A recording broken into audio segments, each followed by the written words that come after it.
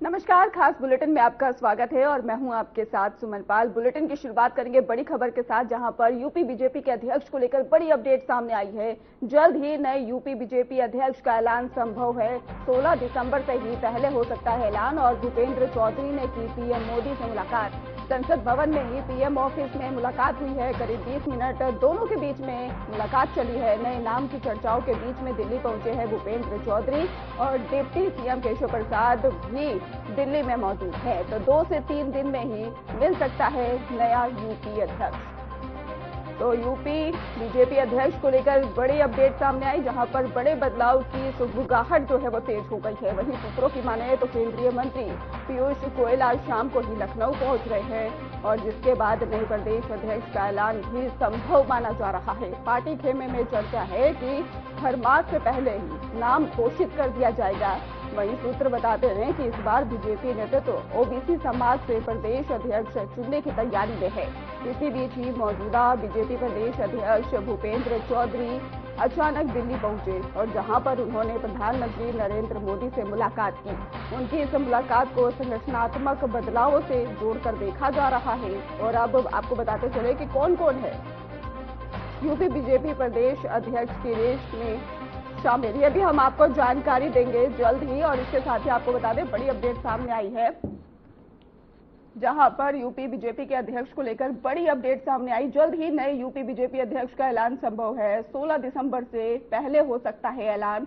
और भूपेंद्र चौधरी ने ही पीएम मोदी से मुलाकात की है। तो यूपी बीजेपी अध्यक्ष को लेकर बड़े बदलाव की सुगबुगाहट तेज हो गई है।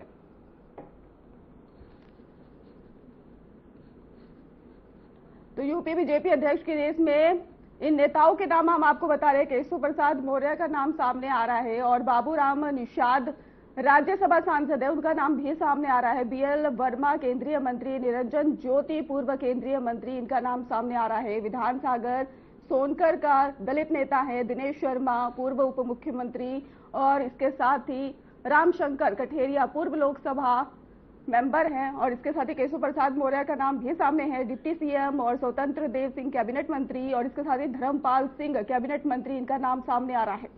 तो यूपी बीजेपी अध्यक्ष की रेस में जिन नाम जो सबसे ज्यादा तेज बताए जा रहे हैं वो हम आपको जानकारी दे रहे हैं। ग्राफिक के जरिए हम आपको लगातार समझाने की कोशिश कर रहे हैं कि किस किस का नाम इसमें है। विघा सागर सोनकर दलित नेता आते हैं, उनका नाम है। दिनेश शर्मा पूर्व उप मुख्यमंत्री है, उनका नाम है। और इसके साथ ही रामशंकर जी का भी नाम इसमें शामिल है। तो केशव प्रसाद मौर्य डिप्टी सीएम है, इनका नाम सामने आ रहा है। स्वतंत्र देव सिंह कैबिनेट मंत्री, धर्मपाल सिंह कैबिनेट मंत्री सामने आए।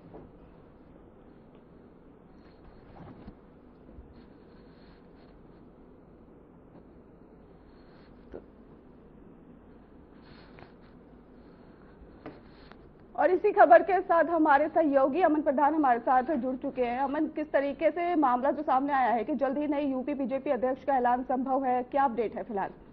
देखिए सुमन, जिस तरीके से अगर बात की जाए, उत्तर प्रदेश में 2027 में चुनाव होना है और 2025 का ये आखिरी माह दिसंबर चल रहा है, यानी कि लगभग 1 साल और 3 महीने का वक्त ही बचा हुआ है। जिसके साथ अगर बात की जाए उत्तर प्रदेश की सियासत में, तो 2024 से ही जब लोकसभा चुनाव पूरे भारत में हो रहा था, तो तभी से ही एक तमाम कयास लगाए जा रहे थे कि जो उत्तर प्रदेश के जो प्रदेश अध्यक्ष भूपेंद्र चौधरी, उनकी जो समय सीमा काल है उनका वो समाप्त हो रहा है और उसके बाद नए प्रदेश अध्यक्ष का जो चयन है वो प्रमुख जो शीर्ष नेतृत्व है दिल्ली में वो करेगा। लेकिन कहीं ना कहीं तमाम ऐसी चीजें रही जिसकी वजह से जो ताजपोशी है नए प्रदेश अध्यक्ष की वो अभी तक नहीं हो पाई। लेकिन कहीं ना कहीं ये कयास एक बार फिर से तेज हो गए हैं कि जब केशव प्रसाद मौर्य जो उत्तर प्रदेश सरकार में उप मुख्यमंत्री हैं और लगातार वो दिल्ली के दौरे पर रहते हैं और तमाम जो बड़े शीर्ष नेतृत्व है उनसे मुलाकात करते हैं, तो उसके बाद से लगातार कयास लगाए जा रहे थे कि जो प्रदेश अध्यक्ष की है दावेदारी वो क्या केशव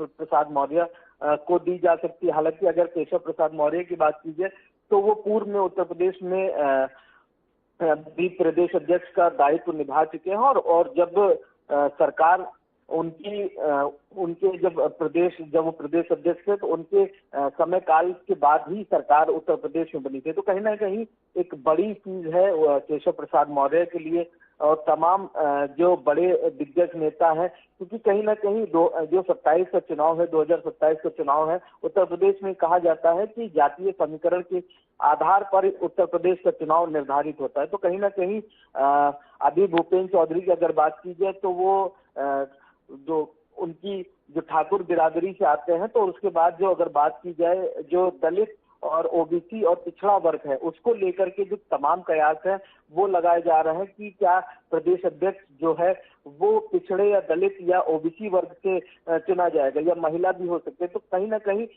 हर एक व्यक्ति हर तरीके से कयास लगा रहा है, लेकिन कहीं ना कहीं अगर भारतीय जनता पार्टी की बात की जाए, शीर्ष नेतृत्व की बात की जाए, तो कहीं ना कहीं ये बहुत जल्द इसका फैसला भी हो जाएगा कि क्योंकि हाल ही में अभी भूपेन्द्र चौधरी जो मौजूदा प्रदेश अध्यक्ष है, उन्होंने भी मुलाकात की है दिल्ली में शीर्ष नेतृत्व से, चाहे प्रधानमंत्री की बात की जाए, चाहे वो राष्ट्रीय अध्यक्ष जेपी नड्डा की बात की जाए। तो ये तमाम मुलाकातें कहीं ना कहीं एक इशारा कर रही हैं कि प्रदेश अध्यक्ष की जो वर्तमान जो प्रदेश अध्यक्ष उनकी तैनाती कहीं ना कहीं बहुत जल्द उत्तर प्रदेश को नए जो प्रदेश अध्यक्ष है वो मिलते हुए नजर आ रहे हैं। लेकिन एक सबसे बड़ा समीकरण इस पूरे प्रदेश अध्यक्ष चुनाव के बीच में ये रहेगा कि जो 2027 का जो चुनाव है वो एक महत्वपूर्ण भूमिका निभाएगा प्रदेश अध्यक्ष के तौर पर। तो उन सभी चीजों को मद्देनजर रखते हुए 2027 का जो चुनाव है उसके लिए क्या कुछ जो रणनीति है उसको मद्देनजर रखते हुए ये जो भारतीय जनता पार्टी के प्रदेश अध्यक्ष का जो चुनाव है वो शीर्ष नेतृत्व बहुत जल्द करने वाला है। जी सुमन, फिलहाल आपका बहुत बहुत धन्यवाद हमारे साथ जुड़ने के लिए और अहम जानकारी देने के लिए। आजमगढ़ में सीएम योगी की अध्यक्षता में महत्वपूर्ण समीक्षा बैठक आयोजित की गई, जिसमें कि विकास योजनाओं, कानून व्यवस्था और सरकारी कार्यक्रमों की प्रगति की विस्तृत समीक्षा की गई है। बैठक में एसआईआर के मंडल प्रवासी शशि भूषण सिंह और ऊर्जा मंत्री एके शर्मा और इसके साथ ही मंत्री दानिश अंसारी, दारा सिंह चौहान और शहजानंद राय सहित कई वरिष्ठ मंत्री और उच्च अधिकारी शामिल हुए। बैठक के दौरान ही क्षेत्र में चल रही विकास परियोजनाओं की प्रगति रिपोर्ट भी प्रस्तुत की गई है।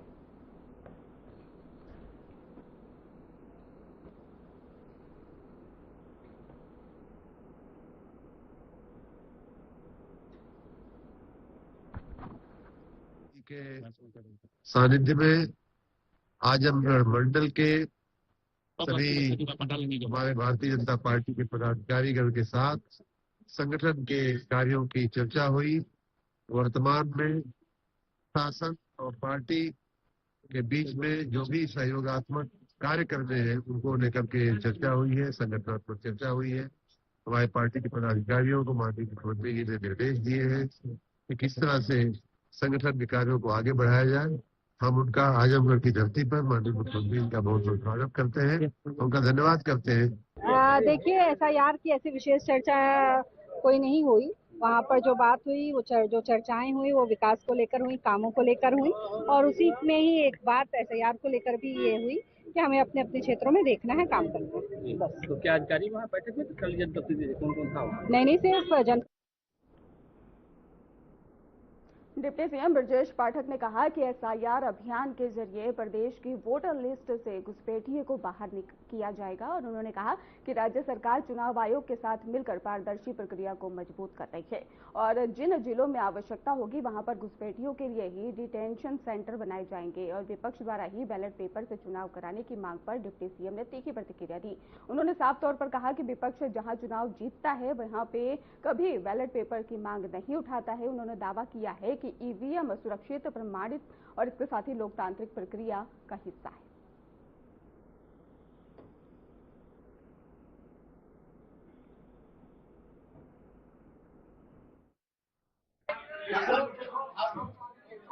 जो वीडियोज के माध्यम से आम मतदाताओं को मिले हैं उनको भरा करके तत्काल जमा करें और मतदाता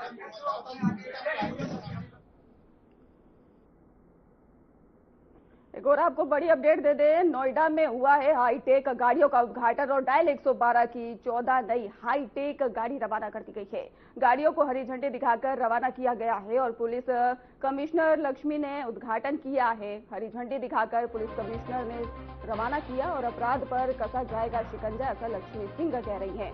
अपराधियों को पकड़ती है डायल 112 टीम और मदद के लिए भी तैयार रहते हैं पुलिस के जवान। तो बड़ी अपडेट सामने आ रही है, जहां पर आपको बता दें कि यूपी पुलिस और हाईटेक नोएडा में 112 डायल हाईटेक, जहां पर 14 नई हाईटेक गाड़ी रवाना। और इसके साथ ही आपको बता दें बड़ी अपडेट सामने आई, जहां पर नोएडा में हाईटेक गाड़ियों का उद्घाटन किया गया और अपराध पर शिकंजा कसा जाएगा, ऐसा कहा है। अपराधियों को पकड़ती है डायल 112 और मदद के लिए भी तैयार रहते हैं पुलिस। तो नोएडा में 112 डायल हाईटेक, जहां पर पुलिस के द्वारा कहा जा रहा है कि अपराधियों पर शिकंजा कसा जाता है। आपको बता दें नोएडा में हाईटेक गाड़ियों का उद्घाटन हुआ है। डायल 112 की 14 नई हाईटेक गाड़ी रवाना की गई है। गाड़ियों को हरी झंडी दिखाकर रवाना किया गया है। वहीं पर पुलिस कमिश्नर लक्ष्मी ने उद्घाटन किया है। हरी झंडी दिखाकर पुलिस कमिश्नर ने रवाना किया। अपराध पर शिकंजा कसा जाएगा, लक्ष्मी सिंह ने कहा है। इसके साथ ही उन्होंने कहा कि अपराधियों को पकड़ती है 112 टीम। तो अपराधियों को डायल 112 टीम पकड़ती है और मदद के लिए भी तैयार रहते हैं पुलिस के जवान, ऐसा पुलिस कमिश्नर लक्ष्मी सिंह कह रही हैं। तो नोएडा में हाईटेक गाड़ियों का उद्घाटन किया गया है। डायल 112 की 14 नई हाईटेक गाड़ी रवाना की गई है। गाड़ियों को हरी झंडी दिखाकर रवाना किया गया है और के लिए डायल 112 सेवाओं के अंतर्गत नए वाहनों को प्राप्ति की गई है। और उसी क्रम में नोएडा में आज हमारे यहाँ स्कॉर्पियो और इनोवा मिलाकर नई गाड़ियों का बेड़ा आया है। इन्हें सभी आवश्यक उपकरणों से सुसज्जित किया गया है और ये डायल 112 में आज इन्हें फ्लैग ऑफ करा के और अलग अलग थानों में इन्हें संबद्ध कराया जा रहा है। आशा करते हैं कि इन नए वाहनों के आने से शिकायतकर्ताओं की शिकायत को रिस्पॉन्स करने में जो हमारा रिस्पॉन्स टाइम है उसमें कमी आएगी। हम जल्द से जल्द कंप्लेनेंट्स तक पहुंचेंगे और अपना काम बखूबी करेंगे।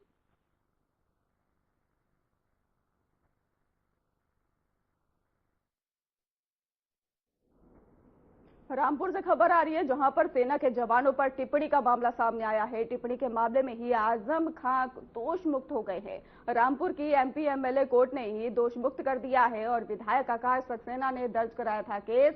2017 में सिविल लाइंस थाने में ही केस दर्ज कराया गया था। वीडियो कॉन्फ्रेंसिंग के जरिए आजम खान कोर्ट में पेश हुए। तो बड़ी अपडेट आपको बता दें, सेना के जवानों पर कथित टिप्पणी के मामले में ही सपा नेता और पूर्व सांसद आजम खान को बड़ी राहत मिली है। रामपुर की एमपी एमएलए कोर्ट ने उन्हें सभी आरोपों से दोष मुक्त कर दिया है। यह मामला 2017 का है, जब बीजेपी विधायक आकाश सक्सेना ने ही सिविल लाइन थाने में आजम खान के खिलाफ आपत्तिजनक टिप्पणी का आरोप लगाते हुए मुकदमा दर्ज कराया था। और दोनों पक्षों की दलीलें सुनने के बाद ही कोर्ट ने पर्याप्त सबूत न मिलने के आधार पर आजम खां को बरी कर दिया था। तो रामपुर से आपको खबर बता रहे हैं, जहां पर सेना के जवानों पर टिप्पणी का मामला है। टिप्पणी के मामले में ही आजम खां जो थे दोष मुक्त और सेना के जवानों पर कथित टिप्पणी के मामले में सपा नेता और पूर्व सांसद आजम खां को बड़ी राहत मिली है। और रामपुर की एमपी एमएलए कोर्ट ने एनबी क्राइम नंबर 509 पे आकाश सक्सेना द्वारा एक मुकदमा कायम कराया गया था आजम खान साहब के खिलाफ, ये कहते हुए कि आजम खान साहब ने जो है सेना के जवानों के प्रति आपत्तिजनक टिप्पणी की थी, जो कि सेना का अपमान है। वो मुकदमा जो है ट्रायल के बाद उसमें जो है कुछ भी दम न पाते हुए कोर्ट ने आजम खान के हक में फैसला देते हुए उन्हें बरी कर दिया। आज आजम खान को दोष मुक्त कर दिया। नोएडा सेक्टर 51 और 52 मेट्रो स्टेशन को जोड़ने वाला स्काई वॉक लगभग तैयार है और ट्रैवलर का ही इंस्टॉलेशन पूरा हो गया है और उसकी ही टेस्टिंग शुरू कर दी गई है। अब केवल ही एनएमआरसी सेक्टर 51 मेट्रो स्टेशन से अंतिम कनेक्शन बाकी है और नोएडा प्राधिकरण ने इसके लिए ही ड्राइविंग मांगी है और 1 सप्ताह में ही कनेक्शन का काम शुरू होने की भी उम्मीद है। बिजली कनेक्शन और बाकी कार्य 15 दिनों में पूरा करने का लक्ष्य रखा गया है और सभी कार्य 1 महीने के भीतर पूरे होने की भी संभावना है। स्काई वॉक 15 जनवरी के बाद ही आम लोगों के लिए खोल दिया जाएगा, जिससे स्टेशन कनेक्टिविटी में सुधार होगा।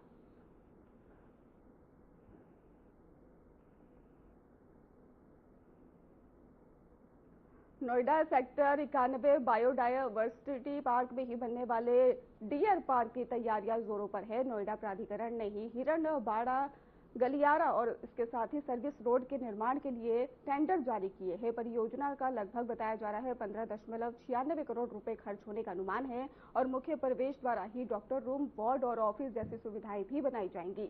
आवेदन एजेंसियों से ही 23 दिसंबर तक मांगे गए हैं और अधिकारी उम्मीद कर रहे हैं कि नए साल से निर्माण कार्य शुरू हो जाएगा।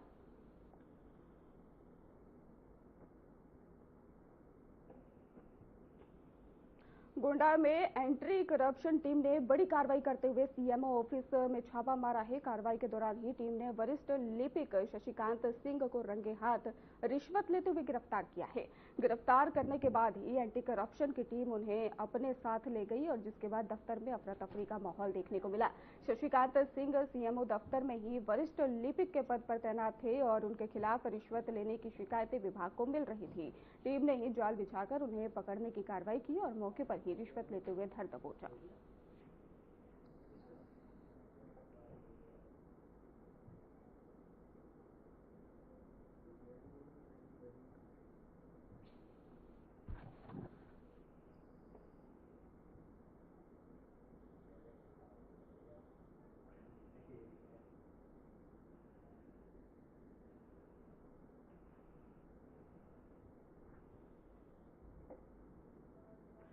रायबरेली के भदोखर थाना इलाके में मुंशीगंज में एक युवक ने हिंदू परिवार को जबरन धर्म परिवर्तन के लिए धमकाया।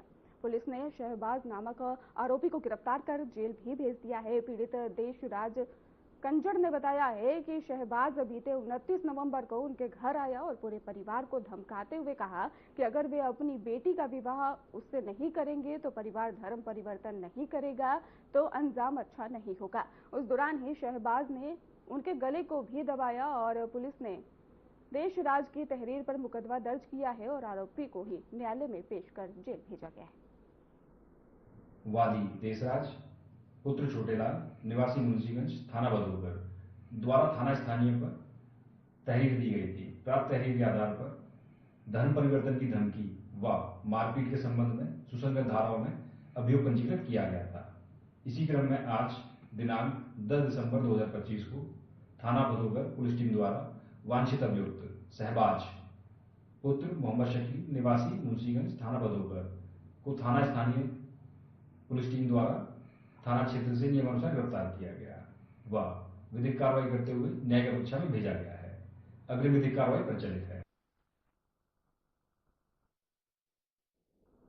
सीतापुर जनपद में स्वास्थ्य विभाग में आउटसोर्सिंग के तहत ही तैनात सुरक्षा गार्डों की नौकरी पर संकट गहराता जा रहा है। इसी चिंता और विरोध को व्यक्त करने के लिए आज सैकड़ों सुरक्षा गार्डों ने पैदल मार्च निकाला और मार्च के दौरान गार्डों ने ही मनमानी तरीके से हटाए जाने के खिलाफ जोरदार नारेबाजी की है। इस मार्च में ही हिंदू शेर सेना के राष्ट्रीय अध्यक्ष विकास हिंदू भी शामिल हुए।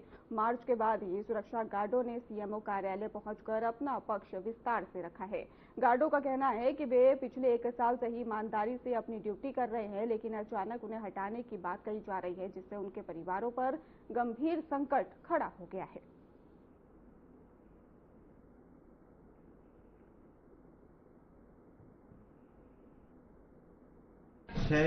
फर्स्ट रेफरल यूनिट और एक जिला महिला अस्पताल, एक जिला पुरुष अस्पताल में सुरक्षा के दृष्टिगत तो हमारे विभाग के द्वारा सुरक्षा कर्मियों की तैनाती करी जाती है और ये जो सुरक्षा कर्मी होते हैं इनको जैम पोर्टल के द्वारा या फिर सैनिक कल्याण निगम के द्वारा दिए गए सुरक्षा कर्मियों के द्वारा अंजाम दिया जाता है। पिछले वर्ष का अनुबंध जीत सिक्योरिटी को प्राप्त हुआ था।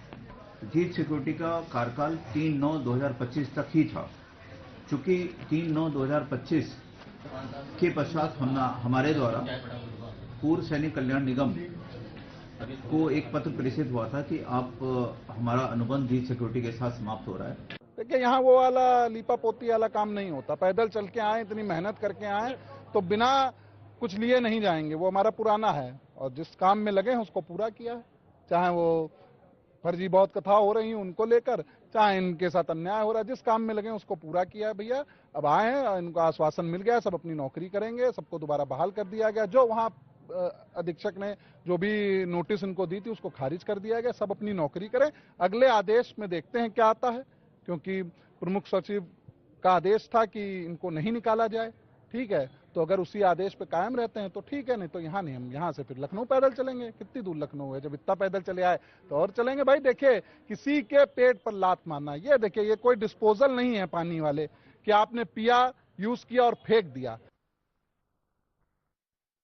मथुरा के थाना गोवर्धन क्षेत्र के ही देवसेरस गांव में साइबर अपराधियों को पकड़ने के लिए पुलिस ने बड़ा सर्च अभियान चलाया है। भारी पुलिस बल और अधिकारियों ने ही गांव में ही प्रवेश करते हुए इलाके में हड़कंप उनके द्वारा पहुंच गया और इसके साथ ही बताया जा रहा है कि साइबर क्राइम गतिविधियों के लिए कुख्यात ये गांव लंबे समय से ही पुलिस के रडार पर था। अभियान के दौरान ही पुलिस के पहुंचते ही कई संदिग्ध भागने लगे और जिनमें से कई को मौके पर ही पकड़ लिया गया है। जानकारी के अनुसार सर्च ऑपरेशन में 1 दर्जन से ज्यादा व्यक्तियों को हिरासत में भी लिया गया है।